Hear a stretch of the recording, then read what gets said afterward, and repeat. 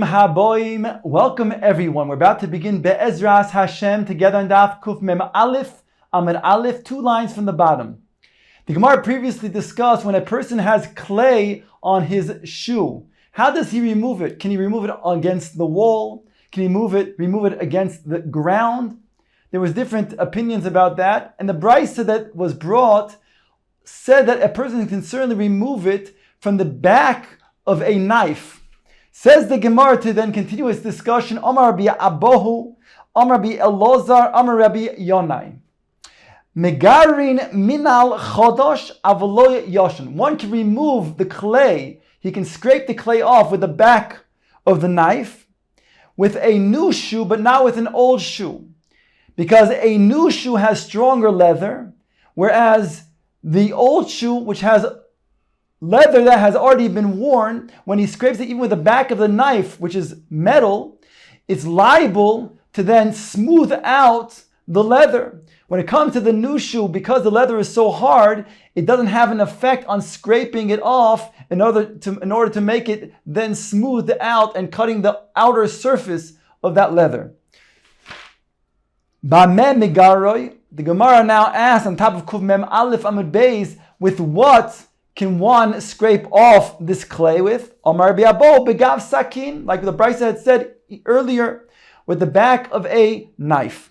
Omar le hahusabo, an elderly sage said to him, to Rabbi Abohu, Sami didoch mekameho, remove your opinion from before the following brisa that was taught by Rabbi Chia. The Tani Rabbi Chia, that he taught the following brisa. Ein megarin loy min al chodosh velo min al yashan. A person cannot scrape off the clay not from a new shoe or not from an old shoe. Velo yosuch es ragloi shemen vu betoich haminal or betoich hasandal. Furthermore, he says in this brisa that a person cannot anoint his foot with oil when the foot is already in the shoe or in the sandal, because that would be an issue of then making ma'abed and softening the leather. But what he could do is he can anoint his foot and then place his foot into the shoe or into the sandal. And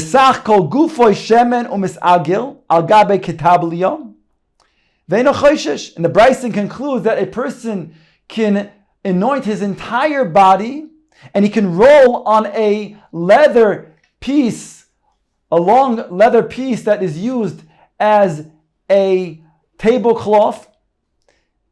And it's not a concern that he'll be Mechalel Shabbos, that he'll be smoothing out, that he'll be coming to then ma'abed the leather by making it softer as a result of then rolling around on this leather.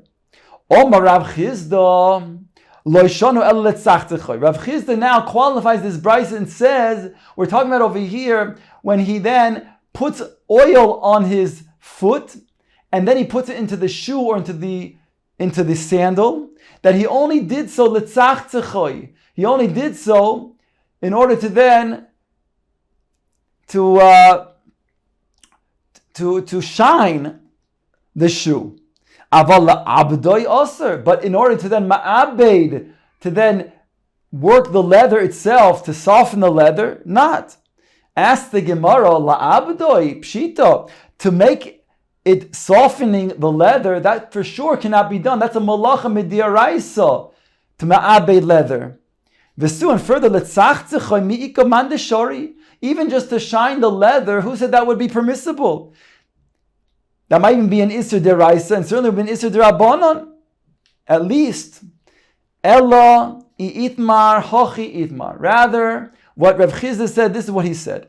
Om Rav Chizda loishanu ella shi'ur letzachtzechoi. He said that when you put the oil on the foot, and you're anointing the foot, before you put it into the shoe or to the sandal, you have to put only an amount that is letzachtzechoi, that would be enough to then shine such a shoe.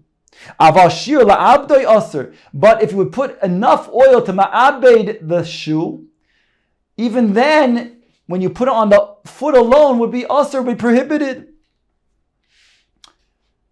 Says the Gemara, Vaiter Tanu Rabbanan, bring the following brayso: Lo yotza katon b'minal gadol, avo yotzehu bechaluk gadol. The brayso tells us that a katan cannot go out with a large shoe, meaning a shoe that's bigger than his foot.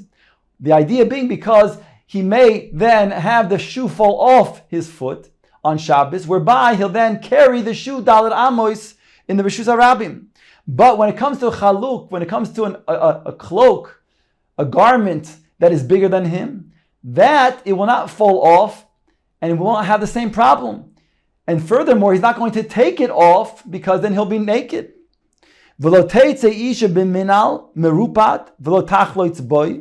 Brisa goes on to say that a woman cannot go out with a minal that is torn on the top, because then if people then make fun of her, she's liable to take it off and walk Dalet Amos in the Rishus HaRabim. And since it's not a proper shoe, then ideally she's not using it for chalitza. Chalitza, we know, is if her dead husband was left without children, then she then falls to yibum to her dead husband's brother. If she doesn't complete the yibum, instead she wants to do chalitza, then a shoe has to be used. So ideally, such a shoe that has that's torn on top should not be used. But b'di'eved, if she did use such a shoe, then it's kosher. The Brisa continues,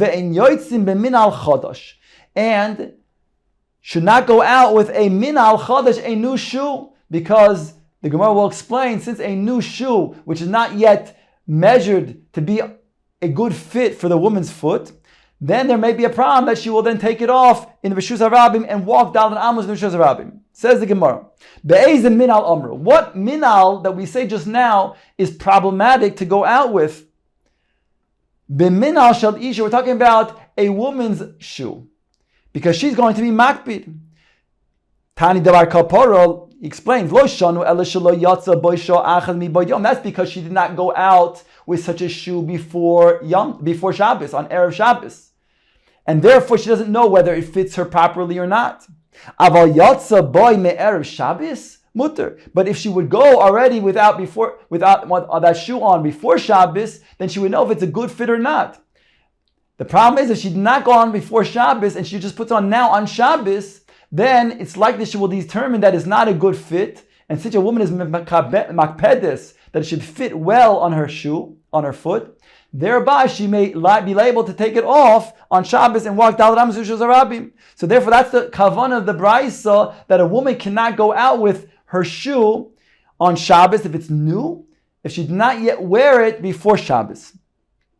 Tani Chado, the Gemara now brings one Brisa that states, Shoimtim minal me'al gabe imus.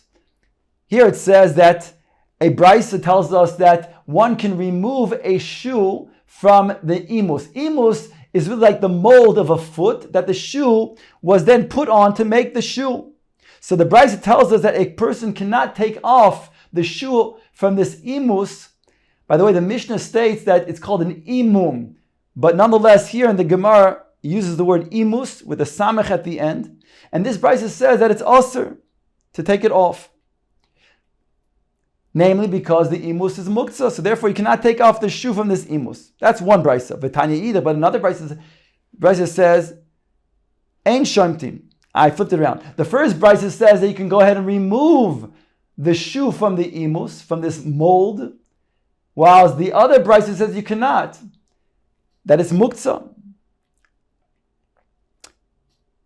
So it seems to be contradictory. Lo kasha, says the Gemara, is not difficult. The whole Rabbi Eliezer Harabban. There's two different Tanoim that are authoring these two Brises. It's not, because it says in the Mishnah, Minal sha'al gabe imus, if you have a shoe that's still on its mold, Rabbi Eliezer metar v'chacham metamim. Rabbi Eliezer says it's tahor because it's not yet a kli. Since it's not a gemar of the kli, it's not yet called a kli, whereby it's not going to mekabel tuma. Similarly, since it's not a kli, therefore it's muktzah and you cannot metatel it. And that's the sheet of Rabbi Eliezer, and therefore he says that you cannot remove the shoe from the imus. Whereas the chachamim who say that it's considered to be a gemar kli, whereby you could go ahead and remove the shoe from the imus, is not muktzah. The Gemara says, Hanicha lerove. The Gemara says, that's very fine, very well, according to Rava. The Omar Davish Malachta Li'iser. Ben Litzar Gufa, Ben Litzar Mekayma Mutter. Then it's Shapir. According to Rava, who says that Klish Malachta Li'iser can be moved either for itself, for the object's usage itself, or if you need the place where the object is situated, that could also then be moved. Litzar Gufa, Litzar Mekayma. So then it's very good because the imus really is not being used for itself. You're just moving it for its place because you want to remove the shoe. But according to Abaye, who says you can only move a klisha malachta le'is, in this case the imus, the goof, the usage of the imus, but not for the place where the imus is, and therefore you would not be able to then go ahead and remove the shoe from the imus. Ma'ika lemeimar, what are you going to say according to Abaye? Answers the Gemara, Hachab mayaskinam berafui. We're talking about over here that it's rafu. You don't have to move the imus, and therefore you can slip off the shoe from this mold and not being metaltel the imus.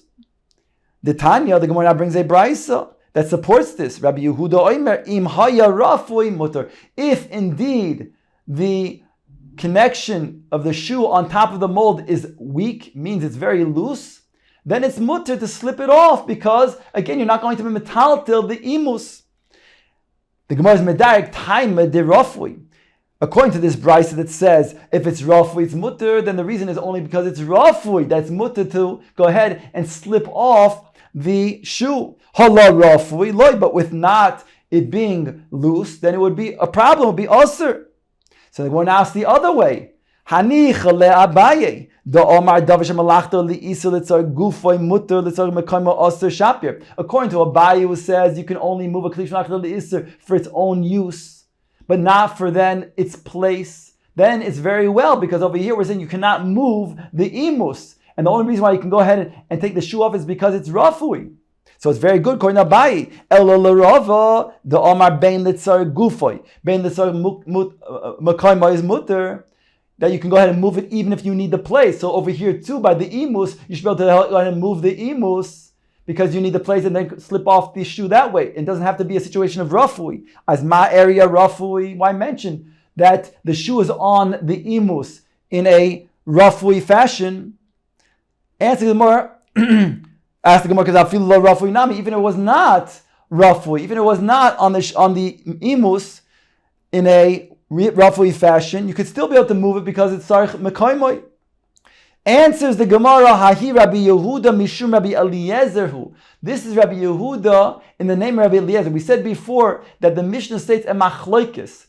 The machloikis is that when you have a shoe on an imus, it says that Rabbi Eliezer says that the din is that the imus, it's metaher, meaning that the shoe itself is not yet a gemar kli because it's still on the imus, whereas the Chacham said metaharin because it is a gemar.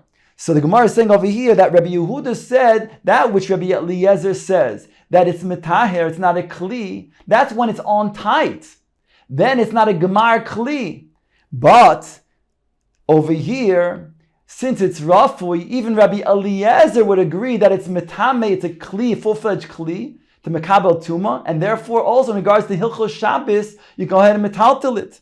The Tanya, Rabbi Yehuda Oimer, Mishum Rabbi Eliezer, it says in the Brisa that Rabbi Yehuda said in the name of Rabbi Eliezer, Im haya rafui mutter. If indeed the shoe is on the imus in a way that is loose, then it's mutter because then the shoe itself is considered to be a gemar kli, and therefore there's no muksa involved over here.